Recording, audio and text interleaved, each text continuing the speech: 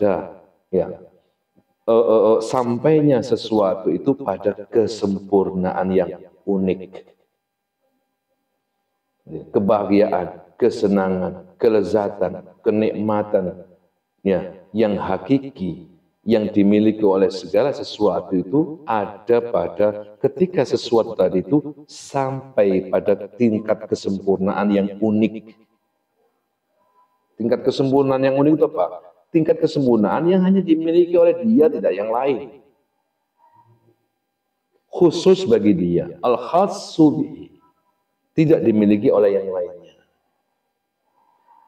Ini umum, sifatnya global. Dikerucutkan lagi. Summa ta'lam, dengan demikian kau akan sadar dan tahu bahwa annal kamala, sesungguhnya kesempurnaan, al-khassu bil insan, yang khusus hanya bagi manusia, unik, hanya dimiliki oleh manusia. Itu apa? Adalah idraku haqaiqil aqliyat.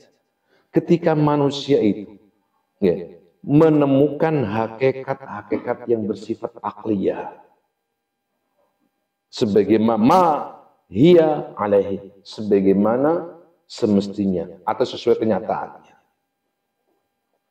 Duna syahwati, bukan syahwat, wal khissiyati, atau hal yang sifatnya indrawi, allati tusyariku al hayawanat fiha, di mana kebahagiaan yang bersumber dari syahwat, dari indrawi itu tidak lagi unik bagi manusia. Kenapa? Hewan pun juga punya itu.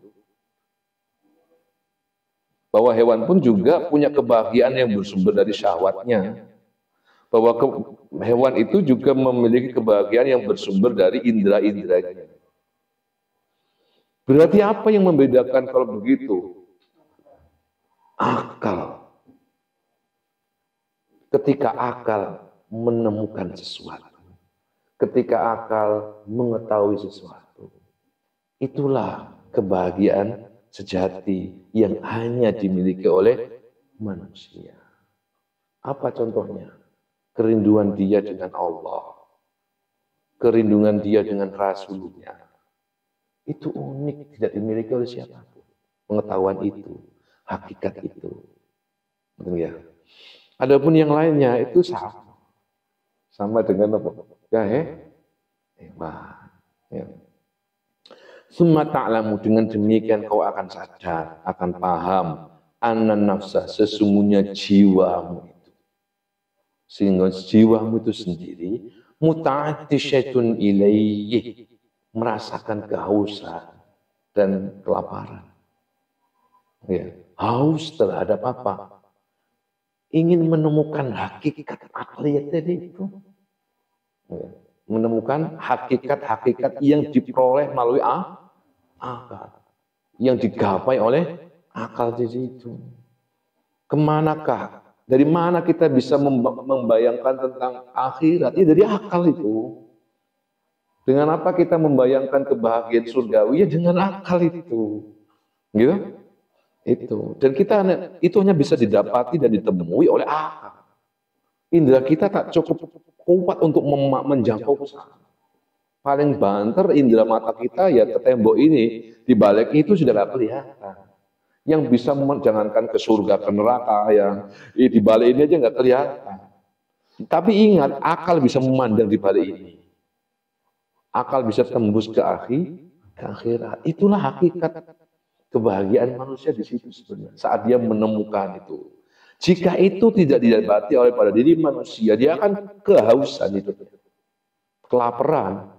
Di saat yang sama, bil fitrati musta'iddatun. Di saat yang sama, fitrah manusia itu diciptakan oleh Allah Subhanahu wa Ta'ala, memiliki kesiapan untuk menerima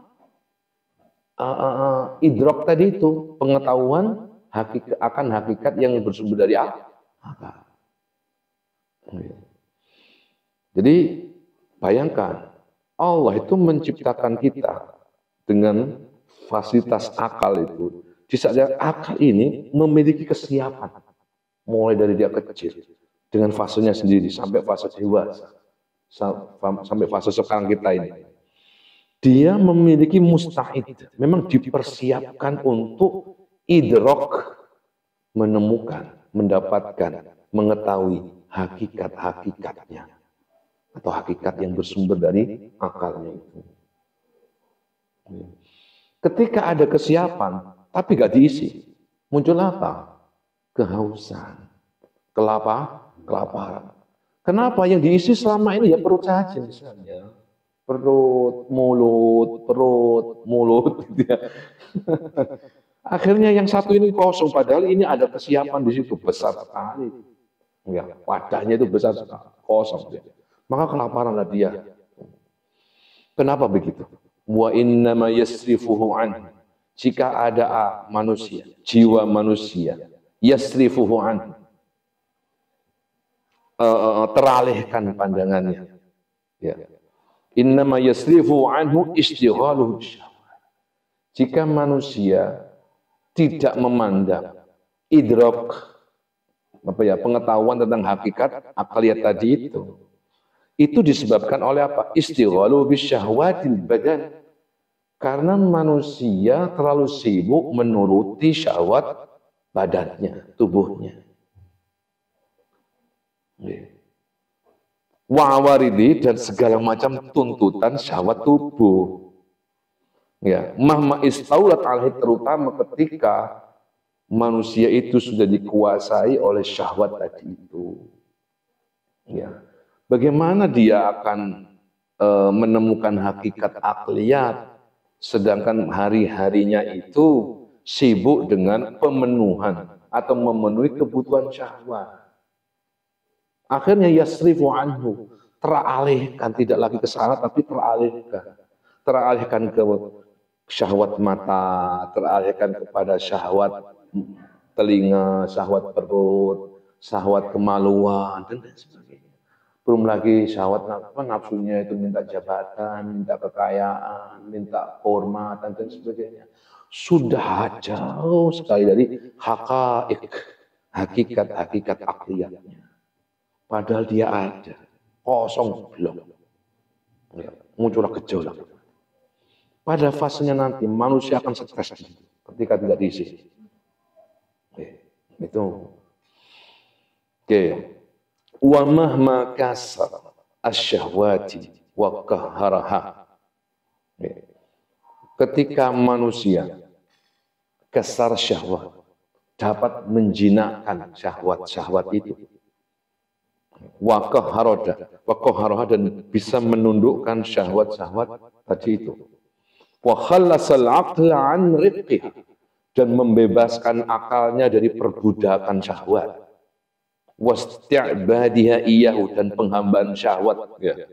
Penghambaan akal terhadap syahwat.